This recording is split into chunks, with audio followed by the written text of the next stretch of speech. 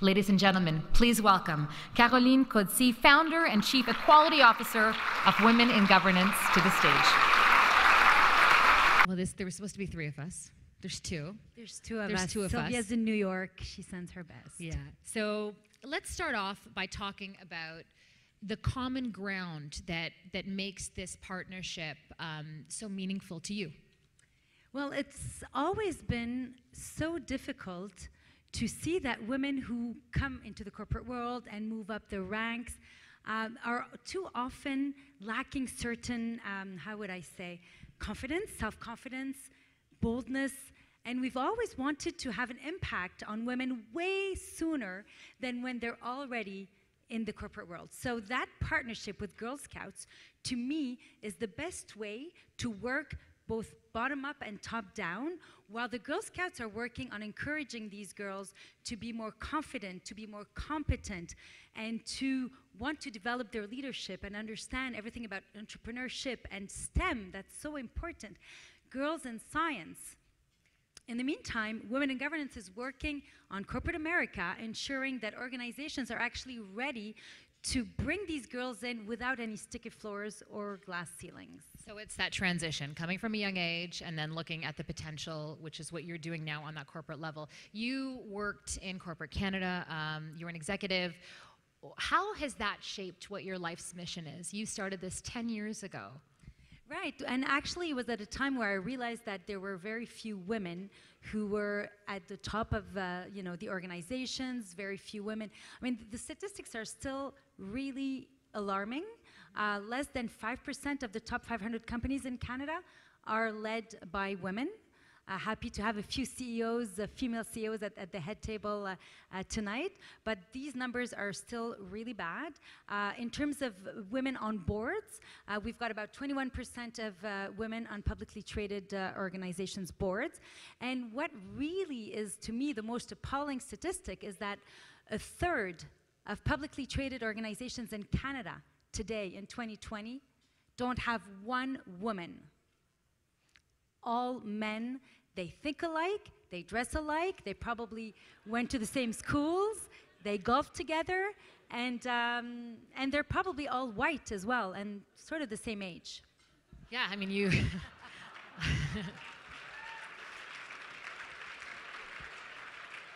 I mean, it's a bold statement, but the important part of that is perspective, right? How do you advance things? And we've seen study after study talking about how it makes business sense, right? How it makes economic sense for a business to have different perspectives at the table.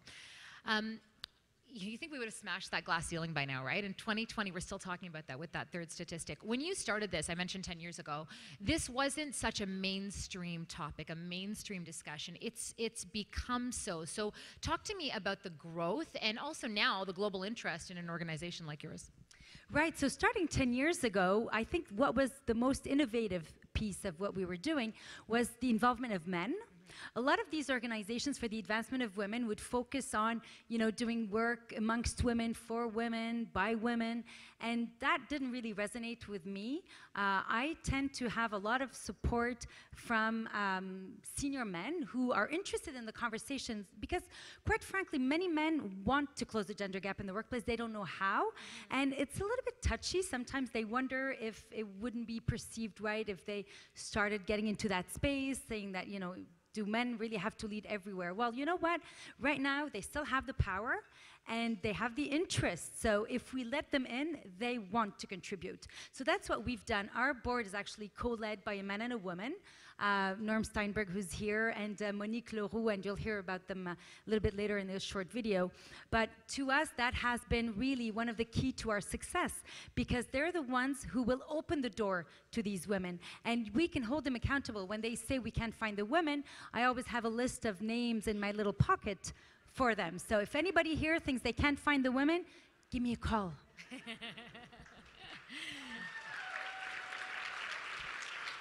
It's such a concrete solution because that's what you hear. You hear there's no woman who could fill that position, but there are women. It's just about looking for the right woman. I'm curious because you've done research in this space too. How does Canada compare to other countries in the world? Well, if we compare to the States, we're just as bad, or they're just as bad. But if we compare to European countries, for instance, especially in terms of women on boards, due to legislation, they have done huge progress. So the Scandinavian countries were among the first ones to adopt quotas.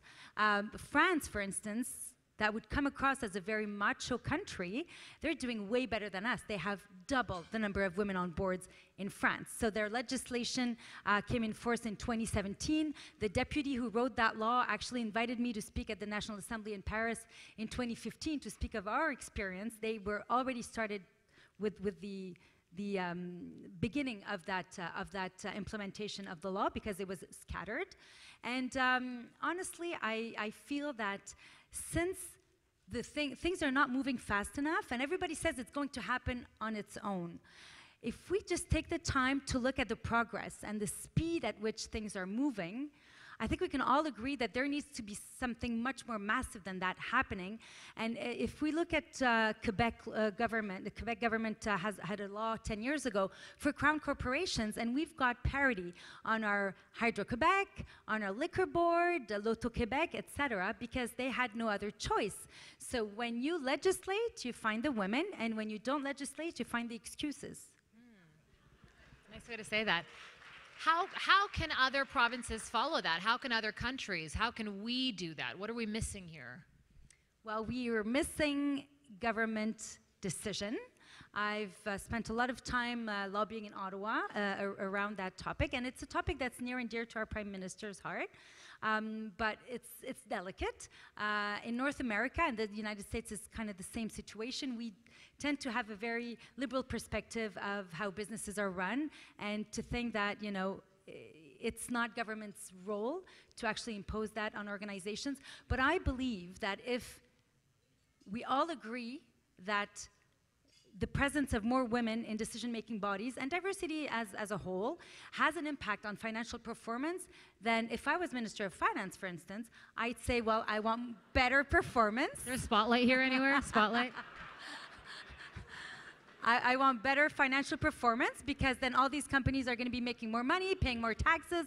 Our society is going to be more wealthy. So it's not in women's interest only. It's really in society's interest. Do you find there's a lot of talk, but when it comes to action, we don't quite go over the hump? Because I'm curious, I mean, 10 years ago, did you think we'd be a lot further than we are now? Well, I did. And quite honestly, in that space, there's a lot of lip service, Farah. And the reason why we created this parity certification 4 years ago, which is extremely robust. As you mentioned, McKinsey and Company supported us in creating it. Mercer and Willis Towers Watson are doing a fabulous job alongside McKinsey and ourselves to do the evaluation, so nobody can poo-poo it or say, you know, this is maybe not something that we want to do because we don't believe in it. So it's extremely robust, and our goal is exactly this, saying if there's no other way to move the needle, well, we are going to do that work. And it's been unbelievably well received.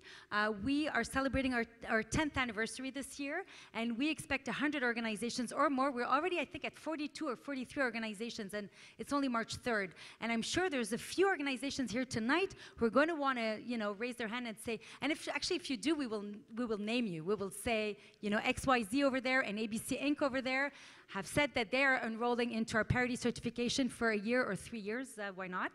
And this is something extremely concrete, because we support organizations moving the needle year after year. And we've got organizations that have moved from the bronze level all the way to silver, gold, and even platinum.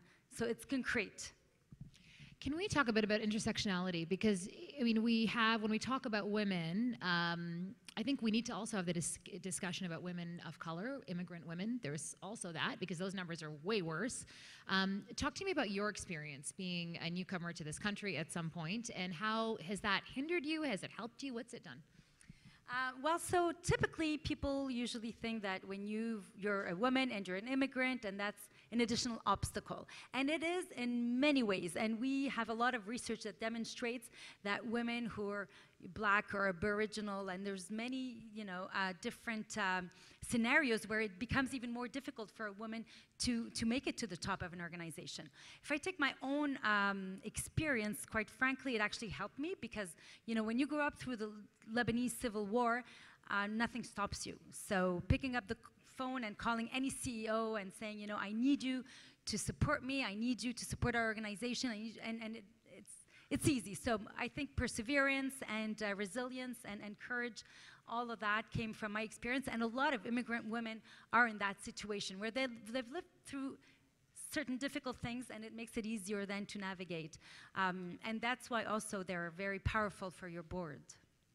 We're women, we get things done, right? Exactly. So, right. Exactly. All right.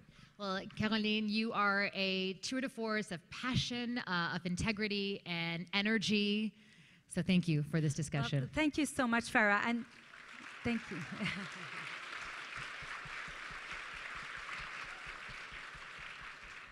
Thank you, and I really want to send a really huge shout out to all the sponsors that have supported us for so many years, and we'll get into the details of who they are, but you know who they are. And also my team, who's been working, I mean, day and night at not such a big salary, but they love what they do, and they've been so passionate. And honestly, our global expansion is huge work for everyone, and that contract in the States, I mean, can you believe this? The Girl Scouts of the USA, more than a century old, and that woman that you heard, she is a former rocket scientist at NASA, and she chose to do this work, this important work, for more girls to be in STEM, and they've been doing a phenomenal job. And the fact that we were chosen in this global call for proposals with a Swiss organization, we were 2 finalists, and the Canadians won. So be proud. Thank you so much.